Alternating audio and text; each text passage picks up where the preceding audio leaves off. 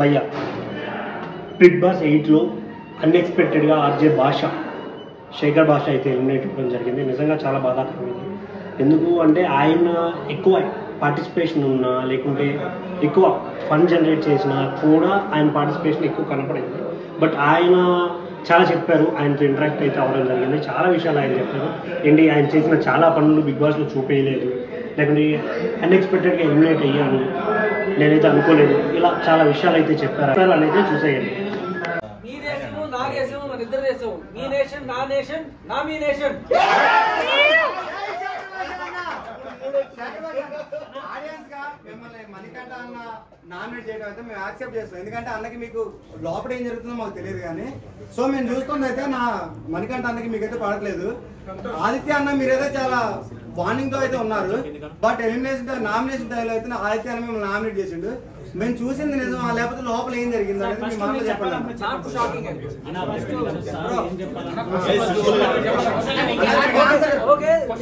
మీకు తెలిసింది గోరంతా, తెలియాల్సింది కొడలంతా. ఇది అందరికీ ఒకటే చెప్పట్లేదు, కొత్త విషయం చెప్తున్నాను మీకు. బిగ్ బాస్ సెకండ్ వీక్ లో నేను ఇచ్చిన కంటెంట్ చాలా ఉండింది, అది బయటికి ఎందుకు రాలేదు నేను నిజంగానే ఆశ్చర్యపోయా. బయటకు వచ్చిన తర్వాత ఒకటి టాస్కుల్లో దాన్ని ఆడించలేదు, నా పేరు రాలేదు. ఒకే ఒక టాస్క్, ఆ సాంగ్స్ టాస్క్ లో నేను ఆడతా అన్నప్పుడు కూడా కెప్టెన్ నన్ను వదిలింది. సో ఏ రకంగా టాస్కుల్లో పాల్గొనే అవకాశం రాలేదు. ఆఖరికి సంచాలకుగా చేస్తాను అనుకున్నప్పుడు కూడా ప్రేరణ నేను ఏం చేయలేదు కదా, నేను వస్తానంటే సరే ప్రేరణ సంచాలకి ఇచ్చాం. సో ప్రేరణ ఈరోజు ప్రేరణ గేమ్ ఎలా అనిపిస్తుంది సార్? జెన్యూనా కావాలనే బిగ్ బాస్ నామినేట్ చేసినప్పుడల్లా నాకు కట్టమ్మ బాహువుని వచ్చినట్టే అనిపించేది. కాదు, ఆయన నామినేట్ చేసినా కూడా నేను ఎప్పుడు కూడా నామినేట్ చేస్తే ఏమైతుంది, నాకు జనాలు ఉన్నారు కదా వాళ్ళకి నేను నచ్చితే నేను ఎక్కడికి పోతాను అనుకునేవాడిని. ఆడియన్స్ ఉన్నారు, వాడు ఓడియన్ అంటారు అనుకున్నాను. బట్ ఆడియన్స్ ఓడిచేస్తాను. అన్న మణికంఠ ఇంకో పల్లవి ప్రశాంత్ అవుతారని మీరు అంటారు అన్న?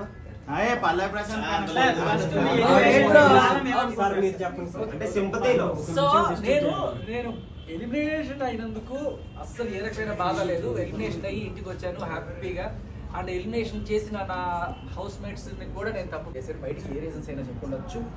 కానీ నాకు నచ్చని విషయం ఏంటంటే ఈ వారం రోజుల్లో నాకు అవకాశాలు తక్కువ రావడం, మరి అది కావాలనా లేకపోతే దురదృష్టవశాత అనేది అది పక్కన పెడితే, సరే టాస్కుల విషయం లేకపోయినా నేను వేసిన జోకులు కావచ్చు, నేను మీకు ఎంతమందికి నేను ఎవరికి తెలియదట ఈ విషయం. ఈ దొంగతనాలు చేస్తున్నారు కదా, వాళ్ళు ఇక్కడ తీసుకొచ్చి ఇక్కడ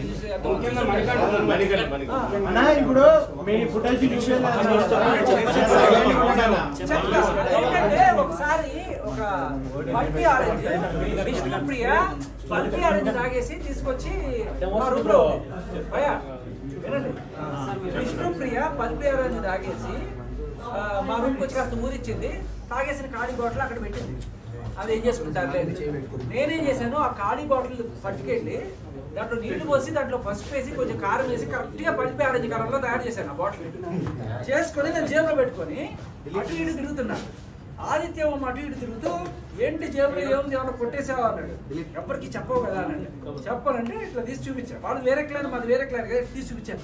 పల్పి ఆరెంజ్ మీకు ఎక్కడిది, మీకు లేవు కదా పల్పి ఆరెంజ్లు, మాకు కదా పల్పి ఆరెంజ్ అంటే చెప్పదు నీ ఫ్రెండ్ కదా ప్లీజ్ ప్లీజ్ అంటే నేను చెప్పేస్తాంటే ప్లీజ్ ప్లీజ్ ప్లీజ్ అంటే సరే కాసేపు కామ్గా ఉన్నాను. నేను మెల్లగా పోయి ఫ్రిడ్జ్లో పెట్టుకుంటుంటే ఈ లోపల పక్కడికి వెళ్ళి చెప్పేసాడు. నేను అదే ఎక్స్పెక్ట్ చేశాను, ఎందుకంటే దొంగ పల్పి ఆరెంజ్ కదా, తాగితే రోజు కాలిపోద్ది. సో చెప్పేస్తే ఈ లోపల నిఖిలు అందరూ వచ్చేసి అని చెప్పేసి తీసేసి ఓపెన్ చేసి తీరా చూస్తే అది పసుపు నీళ్లు, పసుపు కారం నీళ్లు. సో ఈ కనీసం అంటే ఇది ఒక ప్రాంక్, ఇది దొంగతనం కూడా కాదు చెప్పాలంటే ఒక ప్రాంక్.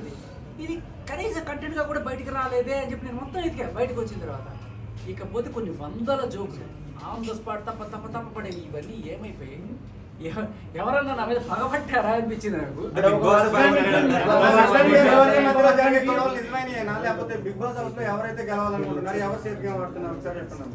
అదే అంటున్నా. ఇంకొకటి ఏంటంటే, ఒకటి ఏదో రకంగా ఒక ఎంటర్టైన్మెంట్ దొరుకుతుంది జనాలకి, గెలుపు ఓటములు పక్కన పెడితే ఆ చూసే కాస్త టైంలో అంటే ఒక వర్గానికి ఫేవర్ ఒక వర్గానికి అన్ఫేవర్ చేసి వర్గానికి ఫేవర్ గా కాదు కదా, వాళ్ళు వర్క్ చేసేదే టీఆర్పీలు జనాల కోసం కదా. సో దాని వల్ల ఏ రకమైన లాభం ఉండదు కదా బిగ్ బాస్ కి. సో మరి ఏ రకంగా ఏమైనా టెక్నికల్ ఫాల్ట్ వచ్చి మిస్ అయిందా అంటే ఒకసారి ఫాల్ట్ వస్తుంది కానీ ప్రతిసారి ఫాల్ట్ రాదు కదన్నా. అదే నాకు ఆశ్చర్యం వేసింది. ఇంత మంచి ఇలాంటివి చాలా ఉన్నాయి చిలిపి చిలిపి ఈవెంట్లు ఈ వారం జరిగినవి ఎక్కడ కనబడకపోగా లాస్ట్ అంటే చూపించకపోతే ఏమవుతుంది, జనాలు వీళ్ళు పార్టిసిపేట్ చేయలేదని అనుకుంటారు కదా, ఓటింగ్ శాతం కూడా తగ్గడానికి అదే కారణం. లేకపోతే ఇప్పుడు అతను ఏదో ఆరెంజ్ తీసుకెళ్లి ఇక్కడ దాచిపెట్టాడు, ఈ పసుపు తీసుకెళ్లి ఇక్కడ దాచిపెట్టాడు, ఈ ఉప్పు తీసుకెళ్లి అక్కడ దాచిపెట్టాడు, ఇది బాగుంటుంది. కానీ దిస్ ఇస్ ఎ ప్రాంక్. చక్కగా మసిపూసి మారేడుకాయ చేసి వాడి చేత కారం చూసి తాగించడం అంటే నాకు మంచిగా అనిపించింది. ఇది ఇలాంటివి రాకపోవడానికి ఏంటి కారణం అని నాకు ఇప్పటికీ అర్థం కావట్లేదు.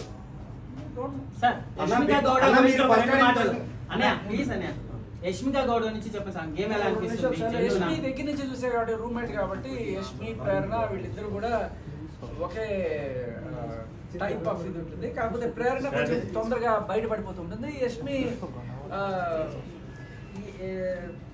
ఏదో రకంగా చిన్న చిన్న వాటికి కూడా గొడవ చేయడము, లేకపోతే తొండి ఆడినా సరే ఏదో రకంగా మనం గెలవాలి అనేది ఉంటుంది. అండ్ కొంచెం హార్ష్గా మాట్లాడుతూ ఉంటుంది. తప్పు మందం తెలిసినా కూడా గట్టిగా చేయడం, ఇదే గేమ్ స్టార్ట్ చేయడం. మాకే ఆవిడ సుధులు చెప్పారు, లేదు మీ మొక్కలకి ఏం తెలుసు, గేమ్ ఇట్లాగే ఆడాలి బిగ్ బాస్ అంటే అవునేమో ఇట్లాగే ఆడతారు బిగ్ బాస్. కానీ నాకు ఒక డౌట్ అయితే కొడుతుండేది, సరే నువ్వు ఇలా ఆడి గేమ్ అయితే గెలుస్తావు, అక్కడ జనాల్లో బ్యాడ్ అయిపోతావు కదా, ఎన్నాళ్ళు నువ్వు చీఫ్ నుంచి తప్పుకొని బయటకి ఎలిమినేషన్కి వచ్చావంటే జనాలు ఇట్లా పేక మీద కాలేసి తొక్కేస్తారు కదా. సో నేను అదే చెప్పా, నువ్వు గెలుచుకోవాల్సింది గేమ్లు కాదు జనాలు గుండెలు, నువ్వు ఫస్ట్ అది ఆలోచించి అందరికీ అదే చెప్పేవాడిని. ఈ సెకండ్ నువ్వు పక్క టీం మీద ఏదో గెలిచాను అని చెప్పి హే అంటావు, ఏదో కాస్త ఫుటేజ్ కోసం ఇట్లా ఓదార్పేతలు ఏమన్నా చేయొచ్చు. బట్ జనాలు కదా నువ్వు గెలవాల్సింది. సోనియా గేమ్ ఎలా ఉంటుందని చెప్పండి. సోనియా ఎప్పుడు కూడా చాలా డల్ గా ఉంటది, ఎప్పుడు ఒక బెడ్ లో కూర్చొని ఉంటది. తను పెద్దోడు చిన్నోడు వచ్చి ప్రాబ్లమ్స్ ఏవో తెలుసుకుని అది బిగ్ బాస్ హెల్ప్ లేకపోయిపోయినా మొగజాతి ఆణిముత్యంగా మీరు చెప్పలేదు.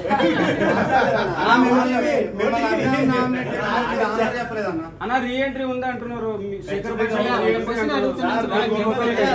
క్వశ్చన్ ఆన్సరే కాలేదన్న.